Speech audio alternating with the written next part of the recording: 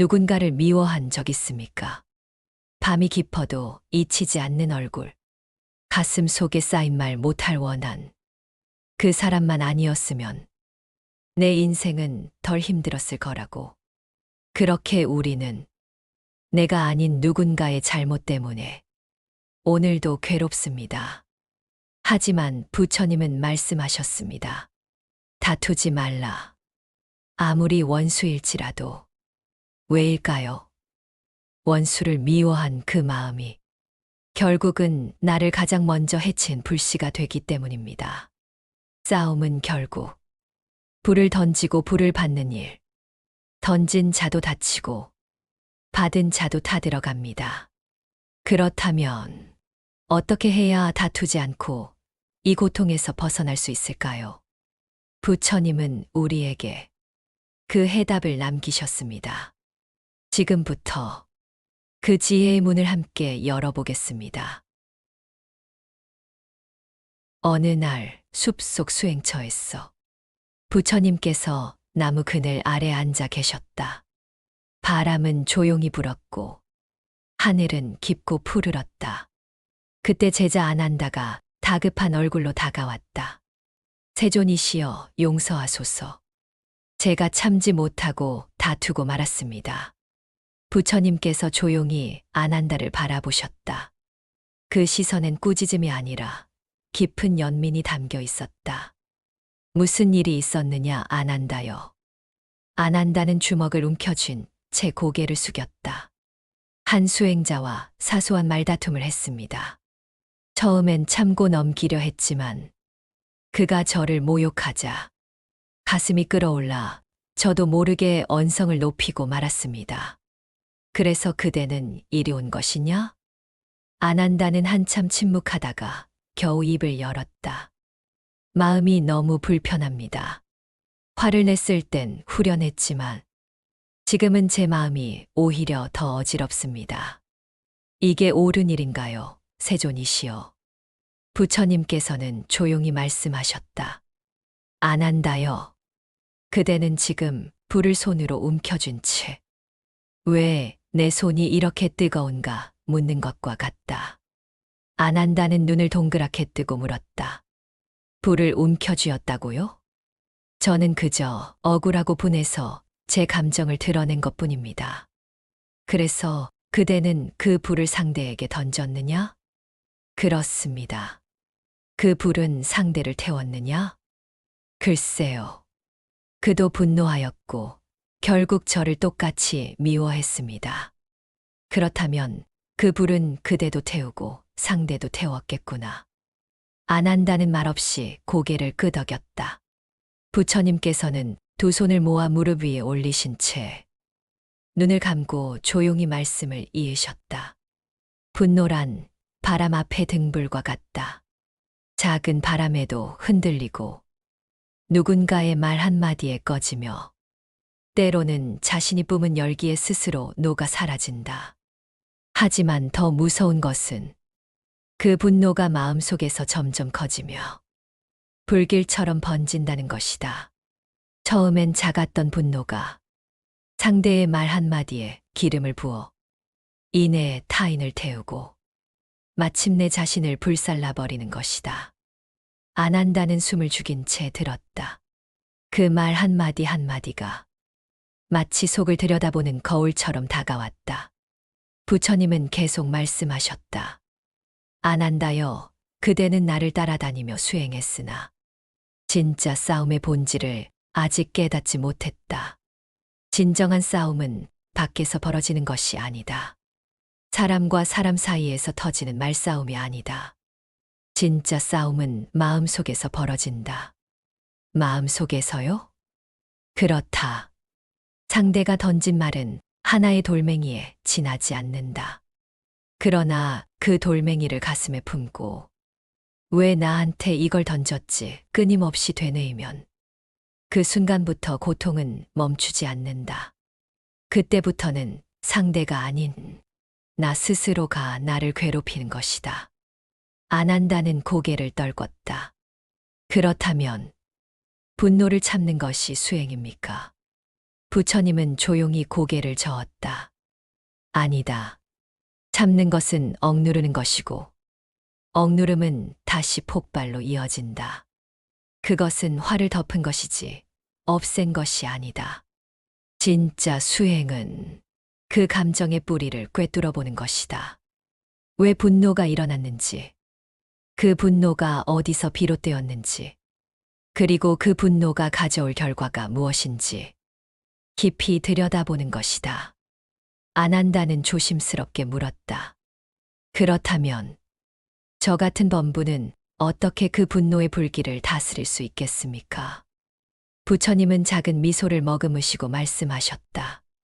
그대는 불을 물로 끄려 하느냐? 아니면 바람으로 끄려 하느냐?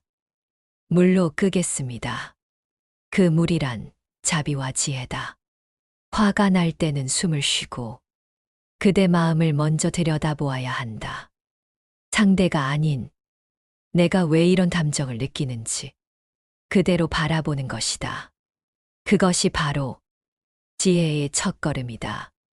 이후 부처님은 한 가지 오래된 이야기를 들려주셨다.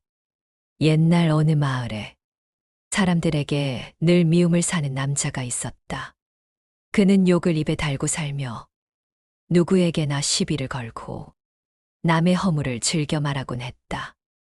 어느 날 그 남자가 부처님께 찾아와 대놓고 욕을 퍼부었다. 이 허황된 가르침, 누가 믿겠는가?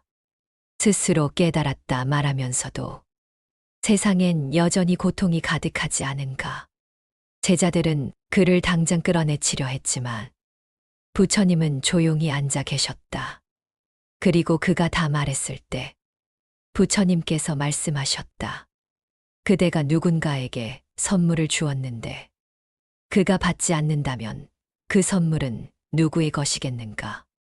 남자가 대답했다. 내 것이지. 그렇다.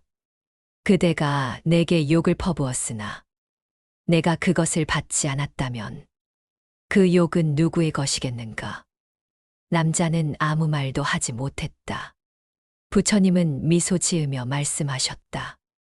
그러니 그대가 뿌린 말과 감정은 그대의 마음속에 그대로 남을 것이다. 나는 그것을 받지 않겠다. 부처님과 아난다의 대화는 긴 밤이 지나도록 이어졌다. 분노는 나를 지키는 것 같지만 사실은 나를 갉아먹는 불길임을 아난다는 그제야 온몸으로 깨닫고 있었다. 세존이시여, 제가 진정으로 이 화를 다스리고 싶다면 무엇부터 시작해야 합니까? 부처님께서 조용히 대답하셨다. 그대 안의 상처를 바라보는 것, 그리고 그 상처를 탓하지 않는 것. 그때부터 그대는 다툼의 길이 아니라 지혜의 길을 걷게 된다. 밤은 깊었고 숲속의 바람은 더없이 고요했다. 부처님 곁에 앉은 아난다는 한참을 말없이 앉아 있었다. 방금 전까지 나눴던 대화가 그의 가슴 속에서 천천히 되새김질되고 있었기 때문이다. 분노가 불처럼 번지는 이유를 알게 된 지금, 그는 문득 더 깊은 의문에 닿았다. 그리고 조심스럽게 물었다. 세존이시여, 그렇다면 왜 그런 원한을 맺을 사람과 인연을 맺게 되는 것입니까? 부처님은 고개를 천천히 끄덕이셨다. 아난다의 질문은 곧 모든 중생의 질문이었기 때문이다. 그대는 강물 위에 던져진 나무잎이 어디로 흘러가는지 알 수 있겠느냐? 아난다는 고개를 저었다. 모르겠습니다. 바람이 불고 물살이 흔들고 언제 어디로 흐를지 알 수 없습니다. 부처님은 미소를 머금으셨다. 그렇다. 바로 그 나무잎처럼 우리의 인연도 업의 물결 위에 떠 있다. 겉으론 우연처럼 보여도 그 인연은 다 이전의 원인에 의해 생긴 것이다. 업은 눈에 보이지 않으나 모든 인연의 밑바닥에서 조용히 흐르고 있다. 안 한다는 잠시 말이 없었다. 그리고 다시 입을 열었다. 하지만 세존이시여, 제가 저 사람을 해친 적도 욕한 적도 없습니다. 그런데 왜 그는 저를 미워하고 해를 끼치려 하는 겁니까? 제가 만든 업이 아니라면 그건 부당한 고통 아닙니까? 부처님은 조용히 고개를 저으셨다. 그대가 알지 못하는 업이 그대의 마음속에도 있다. 제가 지은 적이 없는데요. 지금의 안 한다는 아닐지라도 과거에 안 한다는 있었느니라. 과거의 저요? 그렇다. 사람은 태어나기 전에도 존재하였고 죽은 뒤에도 다시 돌아온다. 그대가 지금 기억하지 못할 뿐 그대의 업은 언제나 그대의 걸음 뒤를 따라오고 있느니라. 그 말을 듣자 아난다의 얼굴에 깊은 침묵이 드리워졌다. 부처님은 조용히 일어나시더니 작은 연못가로 그를 데려가셨다. 달빛이 물 위에 잔잔히 내려앉고 있었다. 부처님이 물가의 진흙을 가리키며 말씀하셨다. 이 진흙 속에 연꽃의 씨가 숨어 있다. 겉으론 아무것도 보이지 않지만 때가 되면 물 위로 고개를 내밀고 마침내 향기를 피운다. 업도 그러하다. 그대가 기억하지 못해도 그 씨는 이미 뿌려졌고 그 인연은 지금 이 순간 그대 앞에 피어나고 있는 것이다. 잠시 후 아난다가 낮은 목소리로 물었다. 그럼 그 원수 같은 사람도 제 업이 피워낸 연꽃이란 말씀이십니까? 그렇다. 때로는 독한 연꽃도 있다. 가시에 찔리고 냄새조차 고약한 인연도 있지. 하지만 그것마저도 그대가 피워낸 업의 꽃이라면 그것을 피해 도망쳐서는 안 된다. 하지만 그 사람은 저를 해치려 합니다. 제가 그를 용서한다고 해도 그는 여전히 저를 공격합니다. 그런 사람과도 다투지 말아야 합니까? 부처님은 잠시 말이 없었다. 그리고 다시 입을 여셨다. 안 한다요. 이 세상에는 세 부류의 원수가 있다. 하나는 전생의 업에 의해 만난 원수이고, 하나는 이 생의 욕심에서 생긴 원수이며, 또 하나는 깨달음을 가로막기 위해 온 원수이다. 첫째는 그대가 과거에 맺은 인연으로 생긴 원수다. 이 업은 반드시 마주쳐야 한다. 피하면 또 다시 돌아올 것이다. 둘째는 그대가 집착하여 만들어낸 원수다. 욕망에서 비롯된 다툼이며 이해관계가 사라지면 곧 사라질 인연이다. 셋째는 그대가 깨달음을 얻지 못하게 하려 그대 앞에 놓인 시험이다. 그 사람을 이기려 하지 말고 그 사람을 통해 그대 자신의 그림자를 보아야 한다. 진정한 원수는 밖에 있지 않다. 항상 안에 있다. 그 안에 어두운 그림자를 보지 못할 때 우리는 끊임없이 원수를 바깥에서 찾는다. 이후 부처님은 한 가지 일화를 들려주셨다. 이야기는 다음과 같았다. 부처님은 다시 자리에 앉아 작은 나뭇가지를 주워 들며 말문을 여셨다. 옛날 바라나시 근처에 바두라카라는 장인이 살고 있었다. 그는 손재주가 뛰어나 많은 이들의 사랑을 받았지만 마음속엔 깊은 독을 품고 있었지. 그의 가장 큰 적은 바로 그의 스승이었다. 안 한다는 고개를 갸우뚱했다. 스승이요. 제자가 스승을 미워했다는 말씀이십니까? 그렇다. 어릴 적부터 그를 가르쳐주고 기술을 전수해준 은인이었으나 어느 날부터 그는 스승을 원수처럼 여기기 시작했다. 자신보다 칭찬받는 스승이 질투났고 자신의 재능이 인정받지 못한다 생각한 그 마음이 조용히 독이 된 것이다. 결국 무슨 일이 있었습니까? 어느 날 그는 스승을 찾아가 날카로운 송곳으로 그 손을 찔렀다.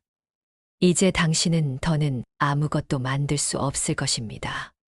그 말과 함께 스승을 버리고 떠났지. 안한다는 경악했다. 스승은 어찌 되었습니까? 스승은 울지 않았다. 그는 오히려 그 제자의 마음을 걱정하며 피 흘리는 손으로 조용히 기도했다. 그가 이 업의 무게를 평생 지고 살지 않게 해 주십시오. 시간이 흘러 바두라카는 천하의 장인이 되었지만 늘 불안했다. 악몽을 꾸었고 마음은 공허했고 누가 자신을 따라올까 늘 경계했다. 그리고 어느 날 그는 노승 하나를 길에서 마주쳤다. 그 노승이 조용히 말했다. 그대의 재주는 칭찬할 만하지만 그 손끝에선 피 냄새가 나는구나. 그 말에 그는 정신이 번쩍 들었다. 자신이 지은 악업이 세월 속에서도 사라지지 않았음을 깨달은 순간이었다. 그는 어떻게 되었습니까, 세존이시여? 안한다가 물었다. 부처님은 고개를 끄덕이며 말했다. 그는 출가하였다. 스승에게 다시 찾아가 용서를 빌었고 그 손을 두 손으로 감싸 안으며 울었다. 그 눈물 속에 진심이 있었기에 스승은 아무 말 없이 그 손을 쓰다듬었고 바두라카는 그 자리에서 무릎을 꿇고 자신의 업을 내려놓았다. 안한다는 긴 숨을 내쉬었다. 결국 원수는 그를 괴롭히러 온 것이 아니라 깨달음으로 이끌기 위해 온 것입니까? 부처님은 고요히 말씀하셨다. 바로 그것이 업의 인연이 가진 위대함이다. 업은 벌이 아니라 기회다. 그대가 바라보는 눈이 바뀌면 원수는 더 이상 원수가 아니게 된다. 세존이시여, 저는 그 사람과 함께 살아야 합니다. 원수와 같은 이가 제 가족이거나 직장에서 매일 마주치는 사람이라면 어떻게 해야 합니까? 안한다의 말에 부처님은 조용히 물으셨다. 그대는 호랑이와 함께 살아야 한다면 어떻게 하겠느냐? 두려워하며 조심하겠지요. 그렇다. 그러나 그 두려움이 그대를 삼키지 않도록 늘 깨어 있어야 하지 않겠느냐? 그렇습니다. 마찬가지다. 원수와의 인연 속에서도 그대를 다치게 하는 이는 그가 아니라 바로 그대 안의 반응이다. 안한다는 고개를 끄덕였다. 그 사람을 바꾸려고 하지 말고 그 사람 앞에서도 고요할 수 있는 나를 길러야 한다. 그것이 싸우지 않고 이기는 삶이다. 하지만 세존이시여, 그 사람이 계속 저를 공격한다면요? 거짓말을 하고 욕을 하고 해코지를 한다면요? 부처님은 그제야 깊은 말씀을 꺼내셨다. 안한다여, 기억하라. 상대의 어둠에 끌려가지 말고 그 어둠에 등불이 되어야 한다. 그대가 말로 싸우면 말로 다친다. 그대가 침묵으로 받아내면 그 말은 스스로 메아리쳐 돌아간다. 그대가 마음으로 자비를 보내면 그는 잠시 더 거칠어질지라도 결국 스스로 그 화살의 독을 느끼게 될 것이다. 부처님은 마지막으로 이런 말씀을 남기셨다. 미워하는 사람을 이기는 가장 위대한 방법은 그를 미워하지 않는 것이다. 그가 원수로 남든 그가 변하든 그 모든 결과는 업의 흐름에 맡기고 그대는 다만 자신의 업을 밝히는 데 집중하라. 그때 다툼은 멈추고 그대는 진정한 승리자가 되리라. 그날 밤 숲속은 깊은 고요에 잠겨 있었다. 부처님의 발 아래 앉은 안한다는 무거운 마음으로 입을 열었다. 세존이시여, 원수와 다투지 않고 이기는 법을 배우고자 합니다. 그렇지만 진심으로 용서하는 일이 쉽지 않습니다. 마음 한구석 깊이 남은 상처와 분노가 쉽게 사라지지 않기 때문입니다. 진정한 용서란 무엇이며 어떻게 해야 마음의 짐을 내려놓을 수 있습니까? 부처님은 부드럽지만 단호한 목소리로 답하셨다. 안 한다요. 용서는 상대를 위한 것이 아니라 자기 자신을 위한 행위다. 그대를 올가매는 마음의 사슬을 풀어주는 것이다. 하지만 세존이시여, 그 사람의 잘못과 상처는 사라지지 않습니다. 제가 용서한다고 해서 과거의 아픔까지 지울 수 있을까요? 부처님은 미소 지으며 말씀하셨다. 진짜 용서는 기억을 지우는 것이 아니다. 잊으려 애쓸수록 오히려 마음은 더 아프고 그 기억에 더 깊이 매달리게 된다. 용서는 그 기억이 떠오를 때 그대가 흔들리지 않는 경지에 이르는 것이다. 마음이 요동치지 않고 분노와 미움이 일어나지 않는다면 그대는 진정 용서한 것이다. 안 한다는 깊게 숨을 들이마셨다. 그렇다면 용서란 억지로 해야 한다고 생각하는 마음이 아니라 마음속 깊은 평화를 향해 나아가는 수행인 셈이군요. 맞다. 억지로 용서하려 할수록 마음은 더 단단해진다. 하지만 알아차림과 자비로 자신 안의 어둠과 마주할 때 그 어둠은 스스로 녹아 없어지기 시작한다. 부처님은 오래된 제자 사리푸트라의 이야기를 들려주셨다. 사리푸트라는 한때 깊은 원한에 사로잡힌 적이 있다. 그는 자신을 모함하고 비난한 자를 미워했고 그 분노는 그의 수행마저 흔들리게 만들었다. 그러나 부처님의 가르침에 따라 자신의 마음을 깊이 관찰하고 분노와 미움을 억누르거나 부정하지 않고 있는 그대로 바라보았다. 그 과정에서 그는 깨달았다. 미움은 상대가 아닌 자신의 마음에 남은 어둠이라는 것을. 결국 사리푸트라는 그 원한을 놓음으로써 마음의 진정한 자유를 얻었다. 안 한다는 눈을 빛내며 물었다. 세존이시여, 저도 그 길을 걷고자 합니다. 하지만 실천이 쉽지 않습니다. 저를 해친 사람을 마주할 때마다 분노와 슬픔이 몰려와 견디기 어렵습니다. 부처님은 다정하게 말씀하셨다. 그대가 그 감정을 느끼는 것을 부끄러워하지 말라. 분노와 슬픔은 인간의 자연스러운 감정이다. 중요한 것은 그 감정에 휘둘리지 않고 있는 그대로 알아차리는 것이다. 마음의 파도가 일어나도 그 파도에 휩쓸리지 않고 바다처럼 고요히 머무는 법을 배워야 한다. 안 한다는 조용히 고개를 끄덕였다. 그렇다면 저는 이제부터 내 마음의 파도를 관찰하고 분노가 몰려올 때마다 그것을 있는 그대로 바라보겠습니다. 부처님은 미소 지으며 답하셨다. 그 길이 바로 용서의 길이며 그 길 끝에 진정한 자유가 기다리고 있다.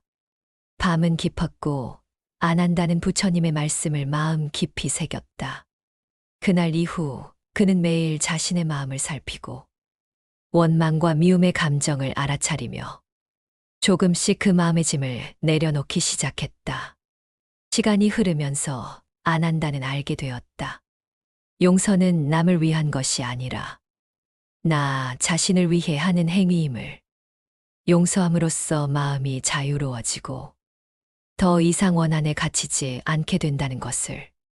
그렇게 용서의 길은 어둠 속에서 빛을 찾아가는 여정이었다. 그리고 그 빛은 곧 그가 싸우지 않고 이기는 삶으로 나아가는 문이었다. 이제 우리는 알게 되었습니다. 진정한 싸움은 상대와 하는 것이 아니라 내 마음 속의 분노와 미움, 그리고 집착과의 싸움이라는 것을. 원수라 여겼던 그 사람도 사실은 나의 업과 인연 속에서 피어난 그림자일 뿐입니다. 그 그림자를 증오하는 대신 내 마음의 어둠을 바라보고 놓아줄 때 비로소 다투지 않고도 이길 수 있습니다. 용서는 상대를 위한 것이 아닙니다. 내 안의 사슬을 끊고 내 마음의 평화를 선물하는 일입니다. 그래서 우리가 하는 모든 수행과 깨달음은 결국 마음의 자유를 얻기 위함입니다. 분노가 일어나도 원망이 깊어도 그 감정을 억누르지 말고 있는 그대로 알아차리며 자비와 이해의 빛으로 녹여내십시오. 그 길이 바로 부처님께서 가르쳐 주신 싸우지 않고 이기는 삶의 지혜이며 우리 모두가 걸어가야 할 길임을 잊지 마십시오. 오늘 이 말씀을 가슴에 새기며 내 안에 평화를 심어 가십시오. 그 평화가 세상과 인연을 맺는 새로운 시작이 될 것입니다. 모든 이에게 평화가 깃들기를, 모든 마음이 자유롭기를 간절히 기원합니다. 나무관 세음보살